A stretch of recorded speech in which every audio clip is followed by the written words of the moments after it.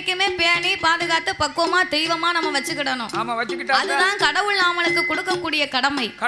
கண்ணியம் என்றால் என்ன? கண்ணியம்னா எப்படி? ஒருவனுக்கு ஒருத்தி. ஆமா சரிதானே. ஒருத்திக்கு ஒருவன். இதுதான் கண்ணியம். ஆமா. நீங்க எல்லாம் அப்படியா இருக்கிய? நாங்க எப்படி இருக்கோம்? உனக்கு சின்ன ஆச்சி ஒண்ணு, சரி, பெரிய ஆச்சி ஒண்ணு, ஆமா, மேக்க ஒரு 8 கிழக்க ஒரு 8. அப்படியா? ஆமா. 20 லட்சம் ரூபாய் கார் வாங்கினாலும் காருக்கு ஒரு செப்பினி வேணுமா? அப்படியா? செப்பினி இல்லைன்னா கார் போகாது. 20 லட்சம் ரூபாய் கொடுத்து ஒரு கார் வாங்கினாலும் ஆமா செப்பினி வேணும்ல. அதுக்கு ஒரு செப்பினி வேணும். ஒரு நாடு காட்டுக்குள்ள ஒரு பஞ்சர் ஆயிடுச்சு. சரி, அப்ப நீங்க மட்டும் தான் கல்யாணம் முடிக்கல?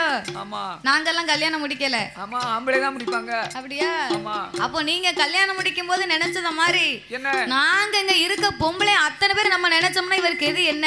குடும்பம் அப்பா போயிரும். மேல கயத்தை போட்டு தான் நீ தொங்கணும், வேற வழியே இல்ல. ஆமா சரிதான் ஐயா. நீ ஆம்பளை உனக்கு செப்பனி வேணும்னு நினைச்ச மாதிரி நாங்க பொம்பளை நினைச்சோமா இந்த உலகம் தாங்குமா? எனக்கு சொல்லல. பூமாதேவி வெடிச்சிருவா.